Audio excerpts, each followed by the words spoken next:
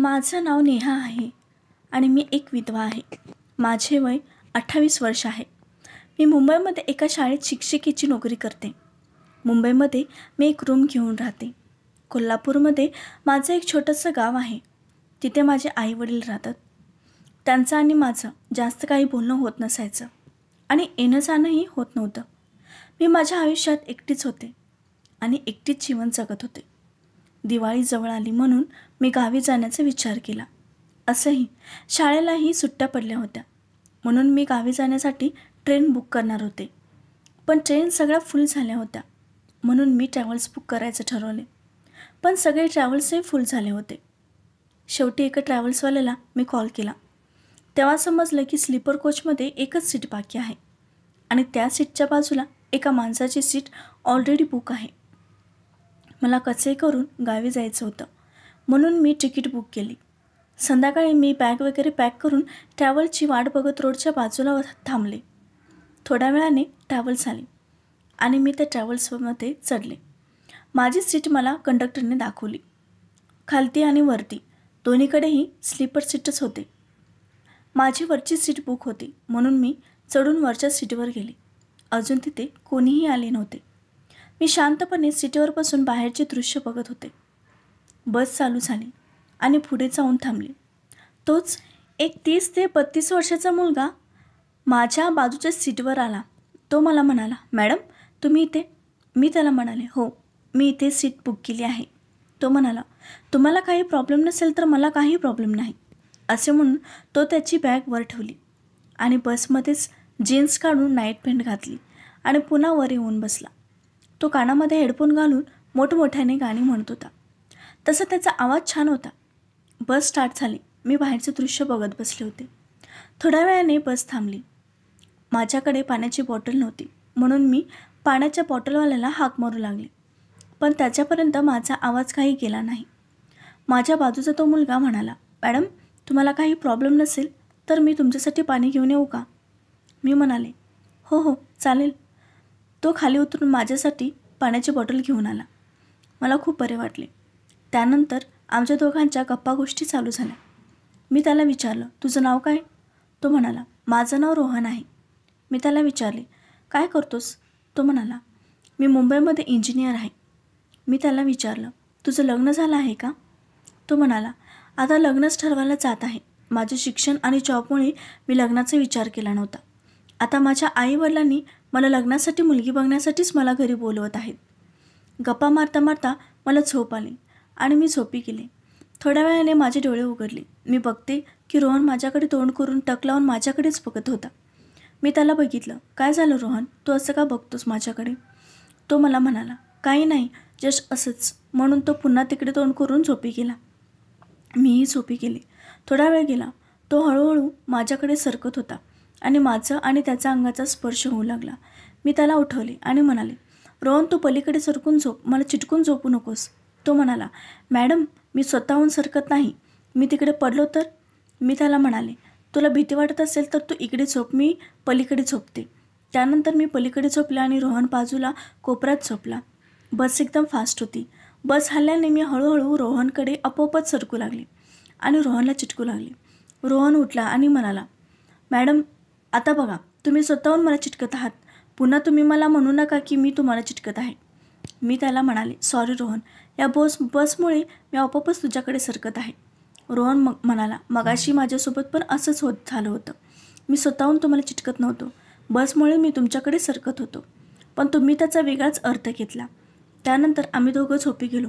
थोड्या वेळाने मी बघितलं की रोहनचा हात माझ्या मानेवर होता आणि तो माझ्या मानेला कुरळत होता. मी रोहनकडे तोंड केलं.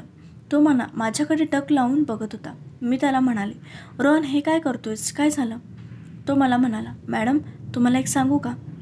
तुम्ही मला खूप आवडता. तुम्ही खूप छान दिसता. तुमची फिगर खूप छान आहे." मी म्हणाले, काय बोलतोस रोहन?" तो म्हणाला, "हो मॅडम, मी खरंच बोलतो." असं म्हणून त्यानंतर तो माझ्याजवळ आला आणि मग मला किस करू लागला. मीही त्यामध्ये सामावू लागले. मलाही ते सुख खूप वर्षापासून भेटलं नव्हतं म्हणून मी आपोआपच त्यात वाहत गेले. तोच अचानक ट्रॅव्हल्स बंद पडली. आम्ही पटकन उठलो. सगळे लोक उतरायला लागले. आम्हीही उतरत होतो सकाळचे 5 वाजले होते. मला जाण्यास वेळ होता. आम्ही कोल्हापूरच्या जवळपास पोचलो होतो. आम्ही बसमधून खाली उतरून बघितलं तर टायर पंक्चर होतं. पंक्चर काढण्यास खूप वेळ होईल तोपर्यंत रोहन म्हणाला, माझं घर इथेच जवळपास आहे. मी माझ्या मित्राला कॉल करून कार घेऊन बोलवतो. तुम्ही आज माझ्याकडेच चला. एवढ्या रात्री तुम्ही कुठे जाणार आहात? मी विचार केला की बरोबर आहे. आज मी त्याच्या घरी जाईन आणि नंतर सकाळी थोडा उजेड झाला की गाड्या चालू झाल्या की मी माझ्या घरी बस पकडून जाईन. म्हणून मी त्याला हा म्हणाले. त्याने त्याच्या मित्राला फोन केला. त्याचा मित्र कार घेऊन आला. माझी बॅग घेऊन रोहन आणि मी त्याच्या कारमध्ये बसलो. त्याच्या मित्राने मी कारमध्ये बसल्यावर रोहनला विचारले, रोहन हे कोण आहे? रोहन म्हणाला, आमचे पाहुणेच आहे. मी रोहनला विचारलं, तुझ्या घरी कोण कोण असतं? रोहन म्हणाला, सध्या तरी माझ्या घरी कोणी नाही. मी अनाथ आहे. मी तुम्हाला जे काय सांगितलं ते सर्व खोटं आहे. मी त्याला म्हणाले, मग आता घरी कोण आहे तुझ्या? तो म्हणाला, माझ्या घरी आता कोणीच नाही. मी एकटाच आहे. माझ्या मनात आता भीती निर्माण होऊ लागली, कारण तो घरी एकटाच असताना मी त्याच्या घरी चालले होते. तो माझ्यासोबत काय करेल, तो कसा मुलगा असेल याची मला कोणतीही कल्पना नव्हती. तरीही मी त्याच्या घरी जात होते. थोड्याच वेळात घर आले आणि मी बॅग घेऊन रोहनच्या घरी जाऊ लागले. घरामध्ये पाऊल टाकायच्या आधी माझ्या छातीत खूप धडधड होत होते की आता घरात गेल्यावर माझ्यासोबत काय होईल काय माहीत, आणि तो माझ्यासोबत कसा बिहेव करेल. पण तोपर्यंत रोहन आला आणि माझ्या हातातून बॅग घेतला आणि मला म्हणाला, मॅडम चला आतमध्ये की सकाळपर्यंत इथेच उभा राहता. मी आतमध्ये गेले. रोहनने मला एक टॉवेल दिला आणि म्हणाला, मॅडम तुम्ही बाथरूममध्ये जाऊन फ्रेश व्हा. तोपर्यंत मी तुमच्यासाठी चहा बनवतो. मी बाथरूममध्ये गेले, फ्रेश झाले. रोहन चहा बनवू लागला. मी येऊन सोफ्यावर बसले. रोहन चहा घेऊन आला. आम्ही दोघं चहा नाश्ता केला. रोहनने मला विचारलं, मॅडम तुम्ही सध्या काय करता?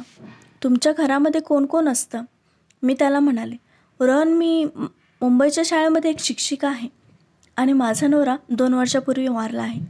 मी सध्या घरात एकटीच राहते आणि माझे आई वडील कोल्हापूरमध्ये एका गावात राहतात. मी तिकडेच चालले आहे. तो मला म्हणाला, मग तुम्ही कोल्हापूरमध्येच का शिकवत नाही? तिथे तर भरपूर शाळा आहेत आणि तुमची फॅमिलीही तिथेच आहे. मी त्याला म्हणाले, जेव्हापासून माझ्या दादाचं लग्न झालं आणि माझी भाऊजे घरात आली तेव्हापासून मी त्या घरात नाही. माझ्या भाऊजेला मी घरात राहिलेलं आणि घरी आलेलं अजिबात आवडत नाही आणि त्यामुळे माझ्या घरचेही मला जास्त विचारपूस करत नाहीत आणि मला जास्त विचारत नाहीत. पण आता दिवाळी जवळ आली आहे. या सणाला तरी मला घरी जाण्याची इच्छा होत होती, कारण प्रत्येक जणांना मी त्यांच्या घरी त्यांच्या फॅमिलीसोबत दिवाळी साजरा करताना मी बघितलं आहे. मलाही असं वाटत होतं की दिवाळी माझ्या फॅमिलीसोबत मला साजरा करावा, म्हणून मी माझ्या गावी चालले होते. रोहन म्हणाला, मॅडम मी तुम्हाला एक सांगू का? मी म्हणाले, सांग ना. रोहन म्हणाला, मी अनाथ आहे आणि तुम्ही एकटे आहात, तर आपण दोघं जर लग्न केलं तर आपल्या दोघांनाही एकमेकांची सोबत होईल. तुम्ही थोडा विचार करा आणि तुम्ही मला खूप आवडता. आपण दोघं मुंबईला जॉब करून आपलं आयुष्य काढू शकतो. मी त्याचं प्रपोजल ऐकून खूप खुश झाले. मला माझं सुख मिळालं. रोहनही चांगला इंजिनियर होता आणि मी शिक्षिका होते. आम्ही दोघं कमवून चांगला संसार करू शकत होतो. मी त्याला लग्नासाठी होकार दिला आणि दुसऱ्या दिवशी आम्ही मंदिरमध्ये जाऊन लग्न करून आलो. असेही माझ्या घरच्यांना मी काय करते काय नाही त्यांना काहीही फरक पडत नव्हता. आम्ही दोघांनी लग्न केलं आणि त्यानंतर तिसऱ्या दिवशी आमची सुहागरात आली. मी सुहागरात्रीच्या रूममध्ये रोहनची वाट बघत होते.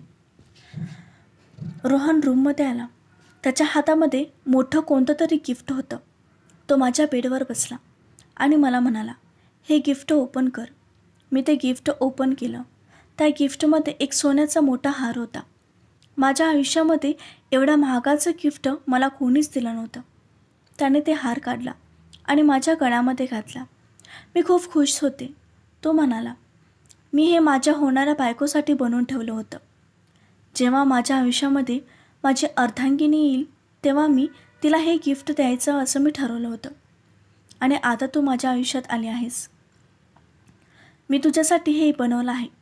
मी त्याला म्हणाले, खूप छान आहे. तो म्हणाला, तुला आवडलं का? मी म्हणाले, हो मला खूप आवडलं. माझ्या आयुष्यात एवढं सुंदर गिफ्ट मला कोणीच दिलं नव्हतं. तो मला म्हणाला, तुझं आयुष्य इथून पुढे मी खूप सुंदर बनवणार आहे. असं म्हणून तो माझ्या जवळ आला आणि मला किस करू लागला आणि आमच्या दोघांमध्ये संबंध झाले. 2-3 दिवसांनी दिवाळी होती. आम्ही दोघं दिवाळीची तयारी करू लागलो. आम्ही दोघांनी मिळून घर खूप छान सजवले. मला माझ्या फॅमिलीसोबत दिवाळी साजरा करण्याचे स्वप्न पूर्ण झालं आणि मी माझ्या संसारात आणि माझ्या आयुष्यात खूप खुश आहे. मित्रांनो, कथा आवडल्यास कथेला लाईक करा आणि चॅनलला सबस्क्राईब करा. धन्यवाद.